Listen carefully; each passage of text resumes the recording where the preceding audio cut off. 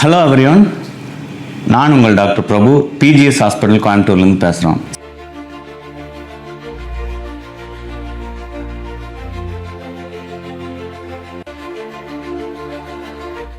So இன்னைக்கு ஒரு முக்கியமான விஷயத்தை பற்றி தான் இந்த வீடியோவில் நான் உங்கள்கிட்ட பதிவு செய்யலான்ட்டு இருக்கேன். ஸோ அதில் என்ன அப்படின்னா, இன்னைக்கு இளைஞர்கள் ஆகட்டும் அல்லது மிடில் ஏஜ்டு விமன் ஆகட்டும், அவங்கள மத்தியில் மிக முக்கியமான ஒரு வியாதி அப்படின்னு பார்த்தீங்கன்னா ஹார்ட் அட்டாக் அப்படின்னு நம்ம சொல்லலாம். ஸோ இப்போல்லாம் யங் ஏஜ்லேயே நிறைய பேர் மாரடைப்பினால் இறந்து போயிடுறாங்க. ஸோ பல்வேறு காரணங்கள்னால இந்த மாரடைப்பு நிறைய இளைஞர்கள் மத்தியில் இப்போ பரவலாக வந்துட்டு இருக்குது அப்படிங்கிறது ஒரு மறுக்க முடியாத உண்மை. எங்ககிட்ட வர பேஷண்ட்டு பார்த்தீங்க அப்படின்னா, அஃப்கோர்ஸ் ஹார்ட் அட்டாக் பேஷண்ட்ஸ் நிறைய பேர் வராங்க. ஸோ அதுலேயும் பர்டிகுலராக பார்த்தீங்கன்னா இப்போ மோஸ்ட்லி ஒரு 30லிருந்து 50 இல்லை 55 வயது வரைக்கும் இருக்கக்கூடிய ஆண்களுக்கு மத்தியில் நிறைய மாரடைப்பினால் எங்ககிட்ட சிகிச்சை எடுத்துகிட்டு போயிட்டுருக்காங்க. ஸோ இதில் அது மட்டும் இல்லாமல் இது ஒரு சில பேஷண்ட்க்கு இது எப்படி டிஃப்ரென்ஷியேட் பண்ணுறது அப்படிங்கிறது தெரிய மாட்டேங்குது. ஸோ தெரியறது இல்லை அப்படின்னா என்னென்னா, நிறைய பேர்த்துக்கு இது மாரடைப்பு தானா அல்லது அவங்களுக்கு இதே மாதிரியான சிம்டத்தோட வேறு ஏதாவது பிரச்சனைகளுக்கும் இது மாரடைப்பு தான் நினச்சிட்டு எங்ககிட்ட ட்ரீட்மெண்ட்டுக்கு வராங்க. ஸோ இதையும் நம்ம எப்படி டிஃப்ரென்ஷியேட் பண்ணுறது அப்படிங்கிறது தான் நான் இந்த வீடியோவில் சொல்லலான்ட்டு இருக்கிறேன்.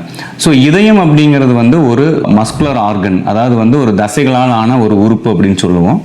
ஸோ இந்த இதயம் நம்மளுக்கு மிக முக்கியமான, அதாவது ரத்தத்தை நம்ம உடம்பு பூரா அது அனுப்புது. அது மட்டும் இல்லாமல் உடம்புல இருக்கக்கூடிய டீஆக்சிஜனேட்டட் பிளட் அப்படின்னு சொல்லுவோம். அதாவது அசுத்த ரத்தங்களை எடுத்துகிட்டு நுரையீரலுக்கு கொடுத்து ஆக்சிஜனேட்டட் பிளட்டாக மாற்றி திரும்ப நம்மளோட உடம்புக்கு அனுப்பிச்சிட்டு இருக்குது. இது இதயத்தினோட ஒரு முக்கியமான ஒரு வேலை. ஸோ இதில் 2 விதமாக இந்த டிசீஸ் நம்ம பார்க்கலாம். ஒன்று குழந்தைகள்லேருந்தே இதயத்தில் ஒரு சிலருக்கு ப்ராப்ளம் இருக்கலாம். இது கன்ஜெனிட்டல் ஹார்ட் டிசீஸ் அப்படின்னு சொல்லுவோம். ஸோ ரெண்டாவது அக்வயர்டு ஹார்ட் டிசீஸ் அப்படின்னு சொல்கிறது. அதாவது ஒரு ஏஜுக்கு மேலே, நம்ம சொல்கிறது 20 வயசுக்கு மேலே பல்வேறு காரணங்கள்னால இதய இரத்த குழாய்களில் அடைப்புகள் அது மாரடைப்பாக மாறலாம். அல்லது வேறு ஏதாவது ஒரு இன்ஃபெக்ஷியஸ் டிசீஸ்னால உங்களுக்கு வேறு ஏதாவது பிரச்சனைகள் அதனால் இதயத்தில் பிரச்சனைகள் வரலாம். ஸோ பட் இதில் நீங்கள் முக்கியமாக தெரிஞ்சுக்க வேண்டியது என்னென்னா, ஸோ இதயத்துக்கு உள்ள 4 அறைகள் இருக்கும். அந்த அறைகளில் ஒன் வே ஓப்பனிங் வேல்வ் அப்படின்னு சொல்லுவோம், அதாவது கேட், அந்த மாதிரி கூட நீங்கள் நினச்சிக்கலாம். ஒரு அறைகள்லேருந்து இன்னொரு அறைக்கு ரத்தம் போகணும். அது வேல்வுகள் மூலிமா அது கண்ட்ரோல் செய்யப்படும். ஸோ ஒரு ஏஜில் டியூ டு சம் ரீசன்ஸ்னால அது இப்போ ரிமேட்டிக் ஹார்ட் டிசீஸ்ன்னு சொல்லுவோம், சரவாங்கி அப்படின்னு சொல்லுவோம், அல்லது அது இந்த ஸ்டெஃபிலோகாக்கல் இன்ஃபெக்ஷன் சொல்லக்கூடிய ஒரு கிருமி தொற்றுனால அந்த வால்வுகள் அதனுடைய செயல்பாடு தடுக்கும். அதாவது எப்படி தடுக்கும் அப்படின்னா, இந்த வால்வுகள் ஒரு ரோஸ்னுடைய பெட்டல், அதாவது ரோஜா பூனுடைய இதழ் மாதிரி இருக்கும் அந்த வால்வுங்கிறது. ஸோ அந்த வால்வ் ஒன் வே ஓப்பனிங் வால்னு சொல்லுவோம். இந்த மாதிரி ஓப்பன் ஆகிக்கணும், க்ளோஸ் ஆகணும், இந்த மாதிரி ஓப்பன் ஆகணும், க்ளோஸ் ஆகணும். ஒரு சிலருக்கு இந்த லீஃப்லெட்ஸ் ஒன்னோட ஒன்று கனெக்ட் ஆகி ஒட்டிக்கும். ஸோ அப்போ ஒரு ரூம்லேருந்து இன்னொரு ரூமுக்கு இந்த பிளட் போகிறது தடைப்படும். இது ரெஸ்ட்ரிக்டட் ஃப்ளோ அப்படின்னு சொல்லுவோம். அதர்வைஸ் ஸ்டினோசிஸ்ன்னு சொல்லுவோம், ஸ்டினோஸ்டு வேல்வ்ஸ்ன்னு சொல்லுவோம். ஸோ இதையும் எங்ககிட்ட வர்ற பேஷண்ட்ஸ் என்ன பண்ணுறாங்க அப்படின்னா, இதையும் நீங்கள் எங்களுக்கு சரி பண்ணி கொடுக்கணும் அப்படின்னு சொல்கிறாங்க. ஸோ அஃப்கோர்ஸ் இது நாங்கள் சரி பண்ண முடியாத விஷயம் இல்லை. இதில் அயோட்டிக் வேல்வ் அப்படின்னு சொல்லக்கூடிய வேல்வ் இருக்குது இதயத்தில். அதே மாதிரி மைட்ரல் வேல்வ் அப்படின்னு சொல்லக்கூடிய வேல்வ் இருக்குது, ட்ரைகாஸ்பிட் வேல்வ் அப்படின்னு சொல்லக்கூடிய வேல்வ்ஸ் இருக்குது. இந்த மாதிரி இதயத்தில் இருக்கக்கூடிய வேல்வுகள் ஸ்டினோஸ்ட் ஆகலாம். ஸோ இதுக்கு பேர் மைட்ரல் வேல்வ் வந்துச்சுன்னா மைட்ரல் ஸ்டினோசிஸ்ன்னு சொல்லுவோம். அயோட்டிக் வேல்வில் அயோட்டிக் ஸ்டினோசிஸ்ன்னு சொல்லுவோம். ஸோ இந்த மோஸ்ட்லி இந்த அயோட்டா அப்படிங்கிறது மகாதமனின்னு சொல்லக்கூடிய நல்ல ரத்தத்தை உடம்பு பூரா எடுத்துகிட்டு போகக்கூடிய ஒரு மிகப்பெரிய ரத்த குழாய். இந்த ரத்த குழாயில் அங்கே இருக்கக்கூடிய வால்வு பார்த்தீங்கன்னா ஒரு 50 வயசுக்கு மேலே அதில் கால்சியம் டெபாசிட்ஸ் ஆகிறதுனுடைய காரணத்தினால அந்த வால்வ் லீப் நெட்ஸ் ஒன்னோட ஒன்று ஒட்டி அது ஸ்டினோசிஸாக மாறி அது பிளட்டை வெளியே இதயம் தள்ளுறதை அது தடுக்கும்.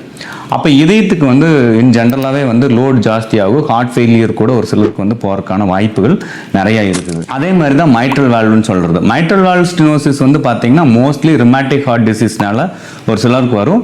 ஒரு சிலருக்கு என்னென்னா மைட்ரல் வால்வ் ப்ரொலாப்ஸ்னு சொல்லுவோம். அதில் என்னென்னா ப்ராப்பராக க்ளோஸ் ஆகாது, ஆனால் லீக்கேஜஸ் அதில் நிறையா இருக்கும். ஸோ இந்த மாதிரி மைட்ரல் வால்வ் வந்து எய்தர் ருமேட்டிக் ஹார்ட் டிசீஸ்னாலையும் அது வந்து ஒன்னோட ஒன்று ஒட்டிக்கும், அல்லது மைட்ரல் வால்வ் ப்ரொலாப்ஸ் மூலிமா ஒன்னோட ஒன்று ஒட்டாமல் கம்ப்ளீட்டாக க்ளோஸ் ஆகாமையும் இருக்கும். ஸோ இந்த மாதிரியான விஷயங்கள் வந்து நம்மளுடைய சிம்டமேட்டிக்காக எப்படி இருப்பாங்கன்னு பார்த்தீங்கன்னா, ஹார்ட் அட்டாக் வந்த மாதிரி தான் உங்களுக்கு மூச்சு திணறல் வரலாம், படபடப்பு வரலாம், தலை சுற்றல் வரலாம், ஸோ நெஞ்சு வலி கூட வரலாம்.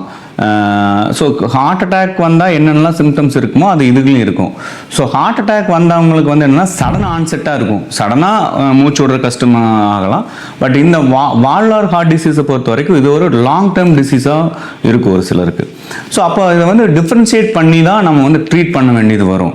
ஸோ ஒன்ஸு இந்த மாதிரி மைட்ரல் ஸ்டினோசிஸோ அல்லது அயோட்டிக் வால்வ் ஸ்டினோசிஸோ இருந்துச்சு அப்படின்னா, ஸோ கண்டிப்பாக உங்களுக்கு அதை வந்து ஈஸியாக டயக்னோஸ் பண்ண முடியும். ஸோ எக்கோ கார்டியோகிராம் மூலியமாகவே வந்து அதை வந்து நீங்கள் உங்களுடைய கார்டியாலஜிஸ்ட் வந்து இதுதான் பிரச்சனை அப்படின்னு சொல்லிடலாங்க.